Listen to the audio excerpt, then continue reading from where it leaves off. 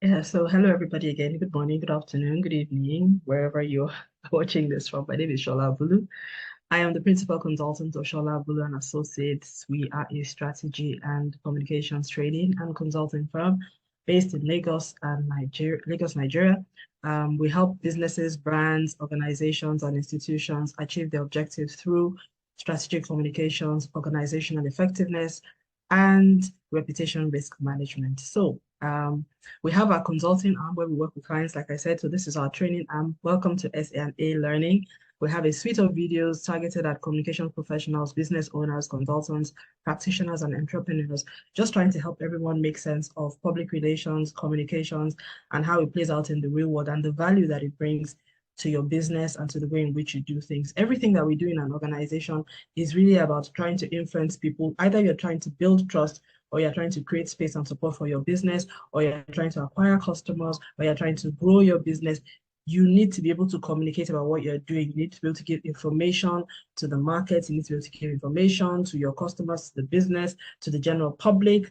You need to build your reputation, your brand. You need to, so there's just a lot that communications can do for you. And you also need to communicate within your organization. Your leadership needs to be quite effective within the organization as well. So again, I'm doing this suite of videos. I started doing them at the beginning of 2024, and I'm going to be releasing one video a week. I hope that I'll be able to keep up to that commitment, but let's see how it goes for now. And so far, so good. We've done about two. This should be like the fourth video you're watching. The last one was us talking about the attributes of highly effective senior communication professional. Now, and these videos are born out based on questions that I have received or things that come up in my coaching sessions. So this one is a question about why should the communications team report to the CEO? And sometimes this comes up when I, consult or when we consult with some of our clients. And I see that in a lot of organizations. In fact, the way I know how important communications is in an organization is when I see the reporting line. If I see you reporting to the CEO, I don't care whatever level that comms person is at. That tells me something about that CEO and about the organization and what they are trying to achieve, what the CEO is trying to achieve. It's only a CEO that understands the importance of reputation management, brand communications, leadership communications that would do what I am strongly advocating in this video. Now, I use the word CEO because for you to be a chief executive, that means that you have other senior executives reporting into you. For instance, I run my own firm, but I do not call myself a CEO because I do not have senior executives reporting into me. So I call myself a principal consultant. You may also call me a founder. You can call me an entrepreneur. You can call me a business owner, but I won't call myself a CEO because CEO means you are the chief of executive officers. So there are other executive officers. You happen to just be the chief of them. So this guidance is for people who legitimately are chief executive officers. So yes, let's get that out of the way. So if you are a CEO of an organization, why should the communications team report to you? I strongly suggest and recommend in all cases that anybody bearing the title legitimately and rightly so, CEO, you need to have the communications team reporting to you. And then I'm going to go, I'm sharing 8 reasons why this is so. So let's get right into it. These videos are not more than 20 minutes, so we have to get going.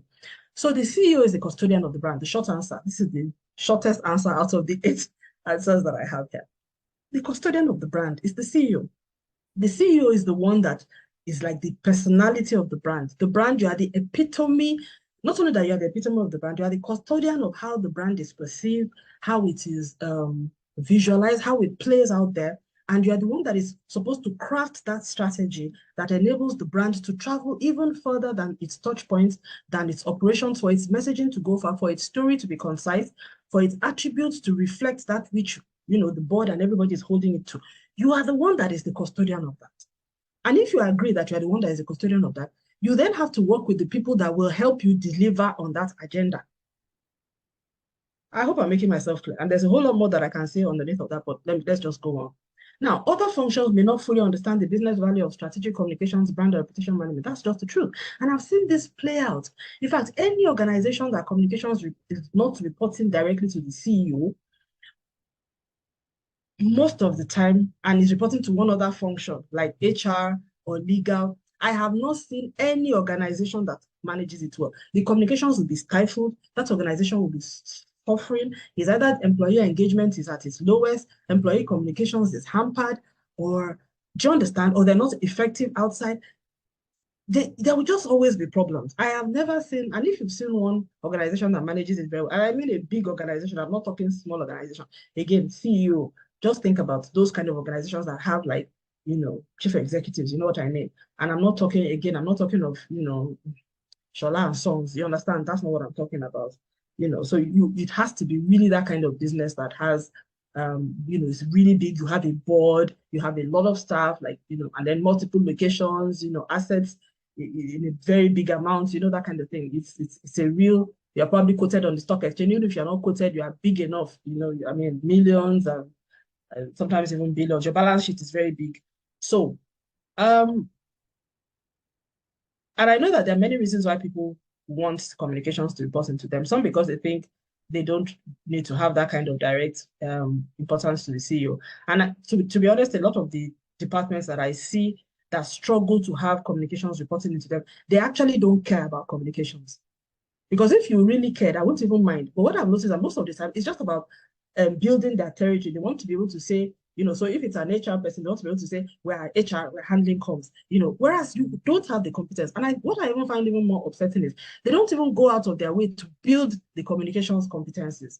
They just take it on board and they're like, and I'm like, so really, you think we're selling right now? I mean, do you understand? As in, I don't even, I mean, would I ever attempt to do HR without going through HR learning or building HR competencies?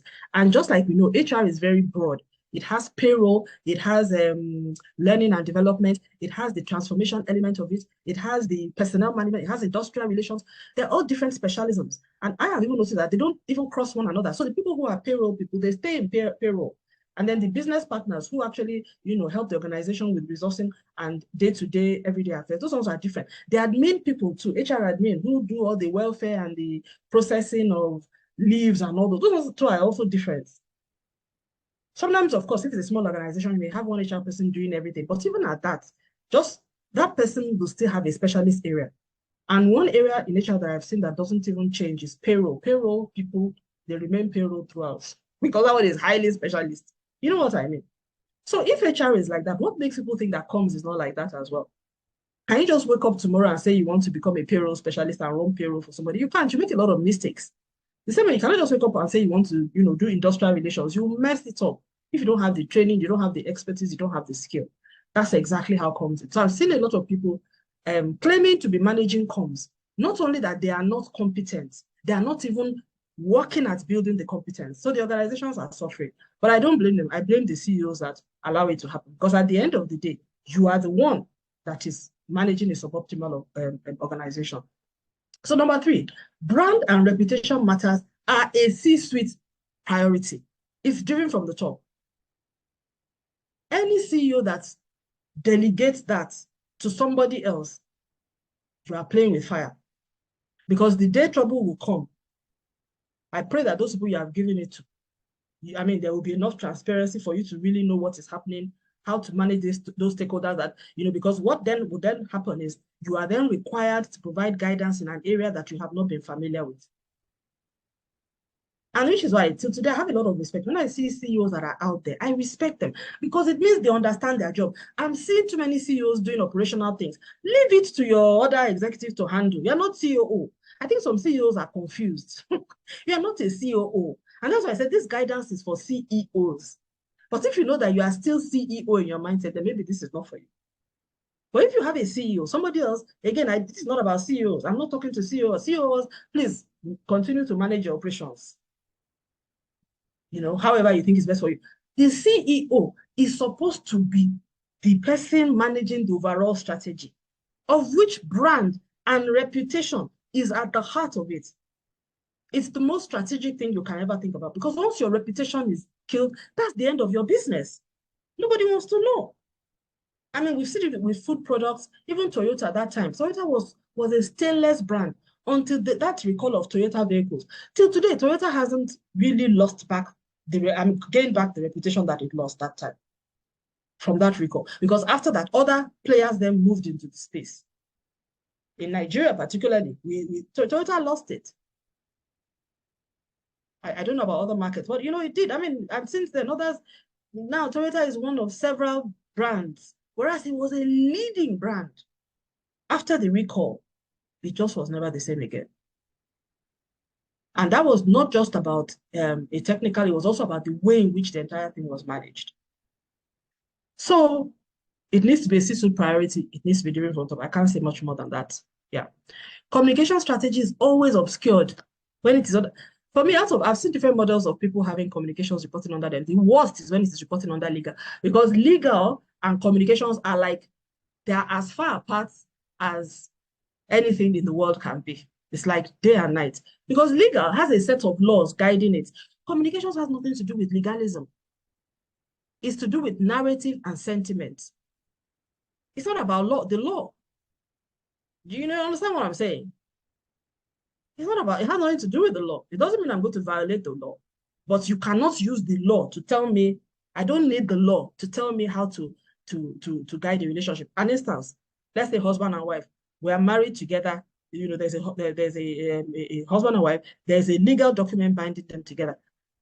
By the time I need the law to help me to discuss with somebody that I'm in a legal marriage relationship with, don't you realize that that relationship is completely broken down?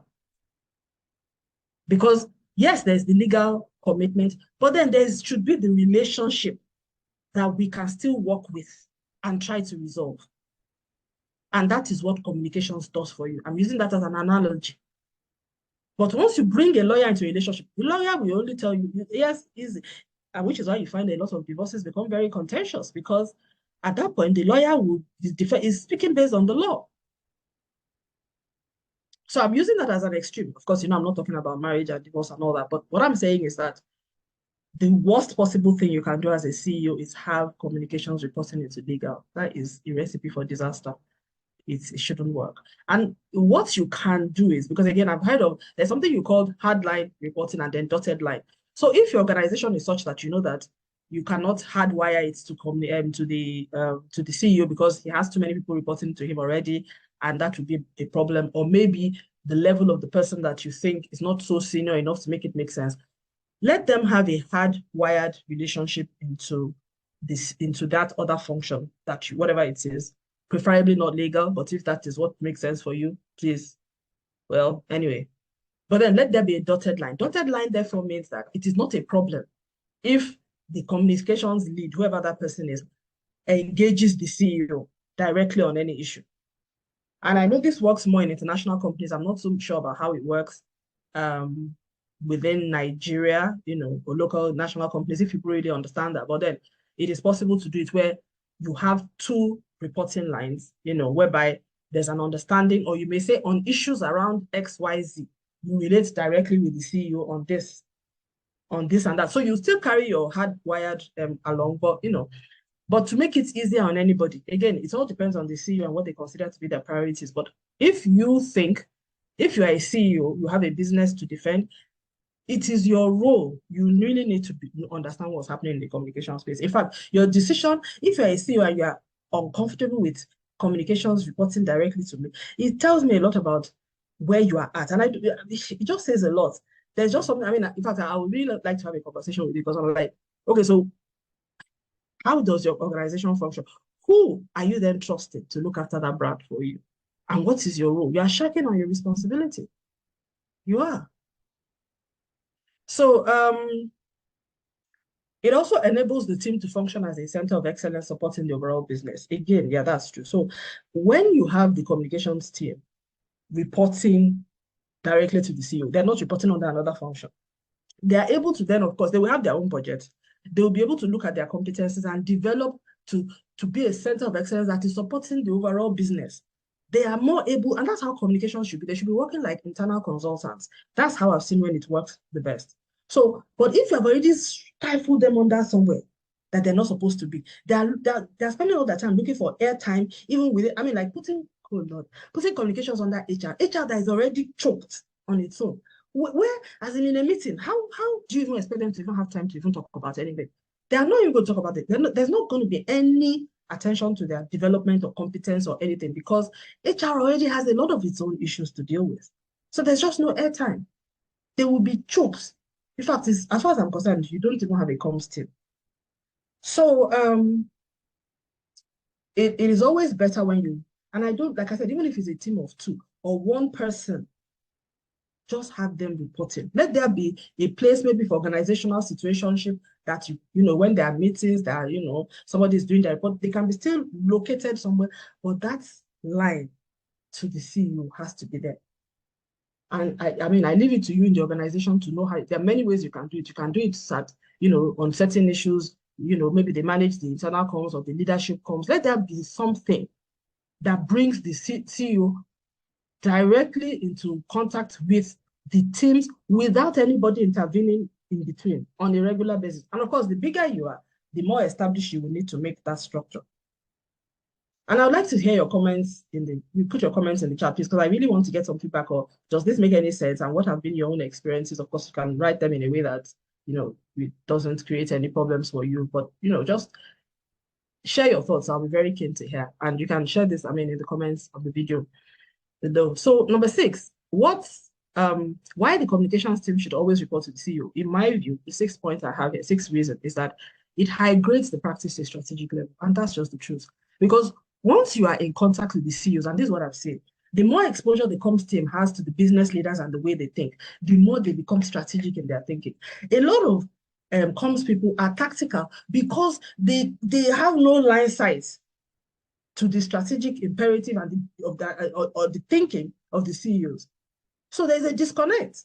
They're unable to support the communications agenda or support the business agenda of the brand because they don't even understand where it is coming from.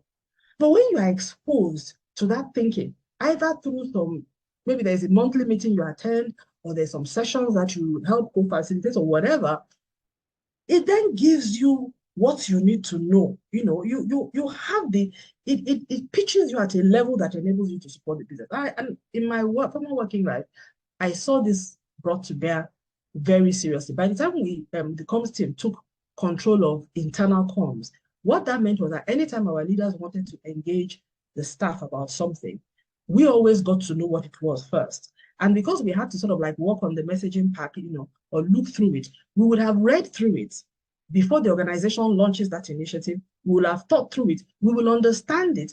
And then we sort of like know the priority that the business has given to it. And throughout the year, we are able to support the pushing of that strategy and initiative and agenda to different segments of the population in the way that is needed. So we then begin to really work with the organization to make sure that that agenda that they have set continues to remain on the front burner. And we were able to do that because we have seen the importance where this fits into the overall scheme of things for the organization at that time. I continue to say, when I go into an organization as a consultant, once I see that the communications team is very distant from the CEO, it always shows up in every other way. They are never prepared for any kind of issue or crisis that comes against them. In fact, anything that puts the spotlight on them, they are likely to stumble and flounder because they don't have the setup for it. And for me, it's not even so much about the expertise must be in-house, but you must have access to the expertise that you need for the kind of business that you're supporting. Again, this is guidance to CEOs, chief executive officers of major, large companies that I believe are building for the future. They are building to last. They hope to be, transgenerational. So once your comms team is not reporting directly to the CEO, they will likely remain tactical. They will never understand the business or where the business is planning to go. They are not going to help. They are not likely to be able to help you in terms of driving the agenda of the organization, which is what top-class, high-performing communications team actually do. And it is possible. I have seen, the reason why I have been confident enough to stay in this practice area, even after my employment life, is because I have seen the power that communications can make to driving an agenda. I've seen it in a political level. I have seen it in a policy making level. I have seen it in in business communications level, we have been able to, in fact, I can't give examples because a lot of it is proprietary and confidential, but I have been in situations where by using the communications principles and the frameworks that I know and that are universal global best practice, we have been able to move companies from where they were and where they wanted to be. In some cases, achieved ×6 in terms of the data points that were given to us for what success looked like. We achieved it immeasurably. I'm talking business results here through communications, just by tweaking some things here and there, non-operational things. So you can only do this when you're exposed to the strategic agenda and there's a connect to the CEO. So whenever I come into an organization, I deal with this. Do you understand what I'm saying? I mean, if my client is not the CEO, there's no point my coming in. Which is not to say I cannot. In fact, most of the there's just no point. Yeah. So and for my training, of course, I then deal with professionals, which is different. In some cases, some business leaders, but that's different. But in the consulting level, because at the end of the day, if the business is not committed, if the leader is not committed, whatever it is that we're coming up with is not going to fly. So it has to be the CEO setting the tone. He has to be the primary client, even if later on we'll begin to work with his team, because that's when it makes sense for the organization. So number 7, it enables the organization to get full value. Yes, for what it's paying for. As long as your communications team is not reporting to your CEO, you are being shortchanged. Yeah, let me just put it out there. You want to get full value, you want to milk it for what it's worth, you had better make sure that there is either a hard line reporting or a dotted line reporting. There must be a way. They must not be distant from the CEO. I have said this like in several different ways, but it's just to drop it. But then finally, it enables talent development, resource capacity building, and a stronger line of sight of organizational and business needs. I'm a great advocate for the value of communications in businesses and organizations because I have seen it work, and a lot of my clients that we support, they are better for it. I mean, for me, my greatest joy is when I have a post-mortem conversation with the clients and they are the ones telling me things like, oh, since we did this, since we launched this, this is what has changed in our business. And for some, it has really been really remarkable. I remember, for some, it's really been really, really remarkable. So for me, I have a lot of proof points to demonstrate the value that communications can bring to a business. If you need me, for instance, to come into a conversation where you would like to advocate for this to be done in your organization, please just give me a call and let me know. And again, just to remind you, and yeah, I'll be glad to do so. So again, I'd like to hear your comments. Connect with me on LinkedIn, and please like and subscribe to this channel. And again, we have a course coming up on the 29th of February. I hope you'll be watching this before then. So please try and sign up if you'd like to learn a bit more about how to deliver impactful communications for your business and your organization. Thank you very much, and see you on the next video.